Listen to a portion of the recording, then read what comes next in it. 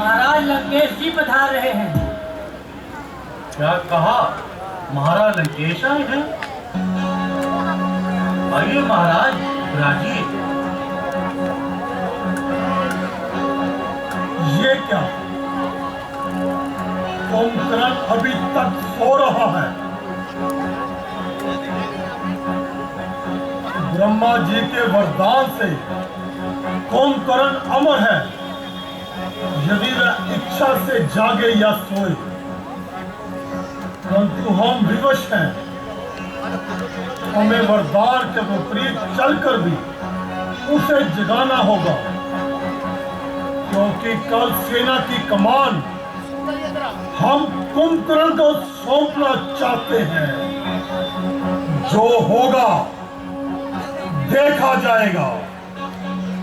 मेघनाथ, आज्ञा पिताजी। इन्हें जगाने का प्रबंध किया जाए।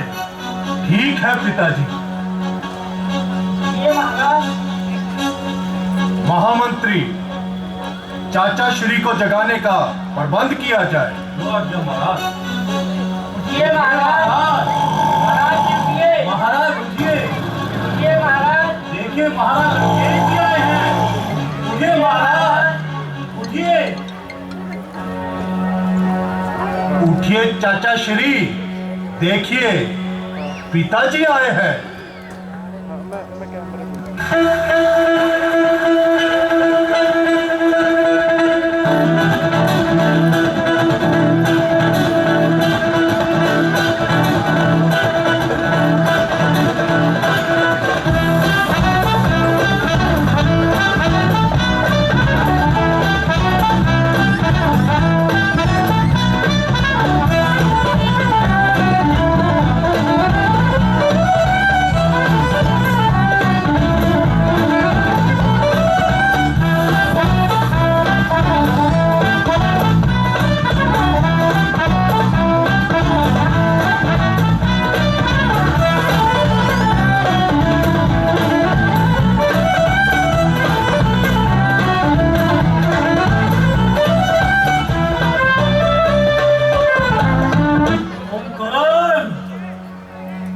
इधर देखो, हम आए हैं। आइए भाई साहब, आज कैसे रास्ता भूल कर तशरीफ लाए? अच्छा, पहले कुछ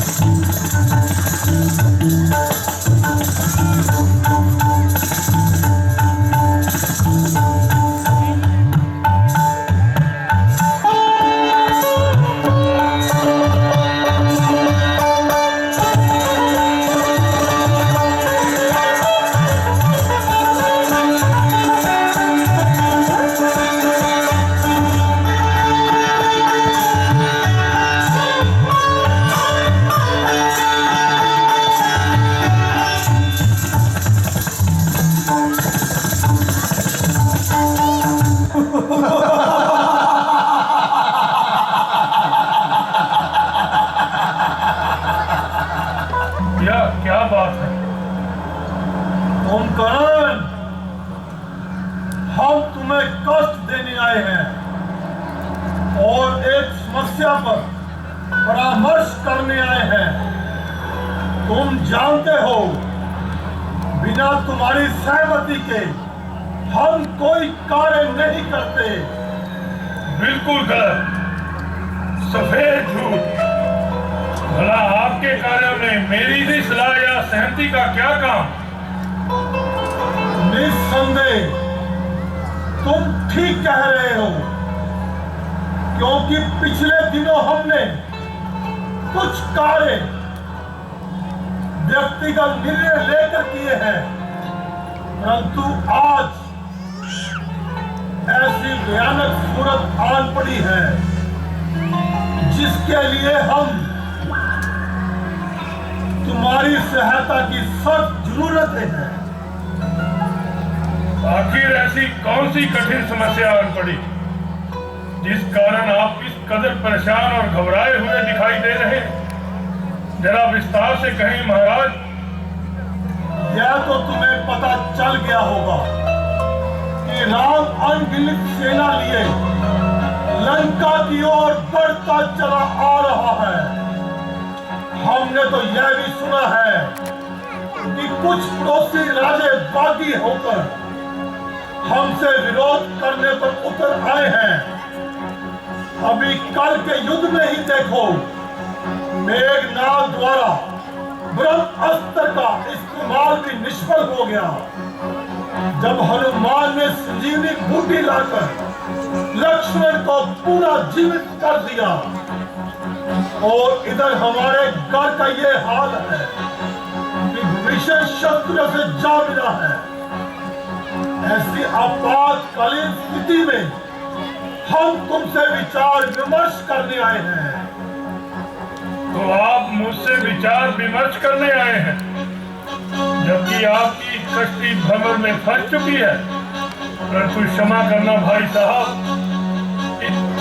आप कहाँ थे जब सीता को हर लाए?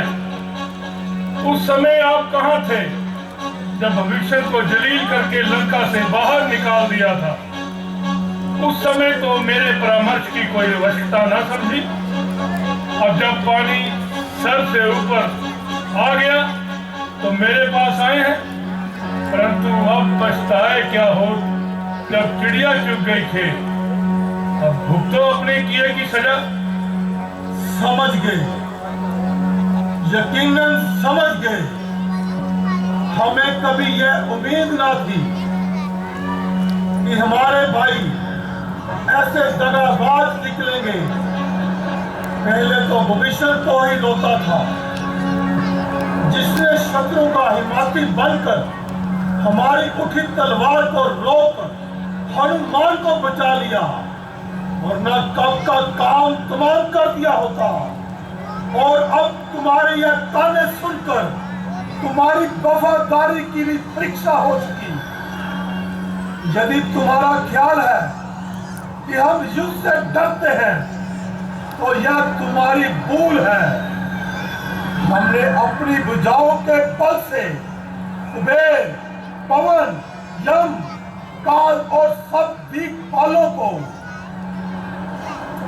आज रावण इतना कमजोर नहीं पड़ गया जो उन वनवासियों का मुकाबला कर न सके। चलो मेघनाद, हमने यहाँ आकर भूल की है। भाई साहब, आप तो यूं ही नाराज होने लगे और क्रोध में आने लगे। आपने तो मेरी बातों का उल्टा ही अर्थ निकाल लिया। मैंने ये कब कहा कि आप युद्ध से डरते हैं? या मैंने ये कब कहा कि आप में युद्ध करने की शक्ति नहीं, अथवा मैं आपका सहायक नहीं? बल्कि मेरा मतलब ये था कि आप अपनी शान के खिलाफ कोई कार्य ना करें। चलो खैर, बुरा हो या भला, मेरी जाने भला। तो फिर छोड़िए पुरानी बातों को और आगे लड़ाई के बारे में सोचिए। इसमें सोचने की क्या बात है? लड़ाई करने से भला कौन डरता है? कुंभकर्ण अपने भाई की खातिर हंसते हंसते जान पर खेल जाएगा, परंतु अपनी वफादारी पर आंच नहीं आने देगा। शाबाश कुंभकर्ण हमारे भाई, हमें तुमसे ऐसी ही उम्मीद थी। जब हमारे बाजू इतने मजबूत हैं तो भला हमें किस बात की चिंता हो सकती है। कहाँ वो बनवासी छोकरे और कहाँ हमारे शेरों के शेर? तो हुक्म कीजिए, मुझे क्या करना है? कल हमारी सेना की कमान तुम्हारे हाथों होगी। अपने बल का परिचय देते हुए, विजय पताका फहराते हुए और दुश्मन को उसकी करनी का मजा चुकाते हुए जीत जाना है। महाराज लंकेश की जय। बिल्कुल भैया, ऐसा ही होगा। अब आप निश्चिंत होकर महलों में जाकर विश्राम कीजिए। उन पर और उनकी सेना पर अकेला ही कुंभकर्ण भारी पड़ेगा। कैसे बचकर जाते हैं वो चूहे। एक एक को जिंदा न निकल जाऊं तो मेरा नाम भी कुंभकर्ण नहीं। वाह चाचा जी वाह, अब उन्हें पता चलेगा किस पहाड़ से टक्कर ली है। वो ताकत दी है कुदरत ने मेरे इस दस्ते बाजू में। जमी और आसमां को तोड़ दूं मैं एक तराजू में।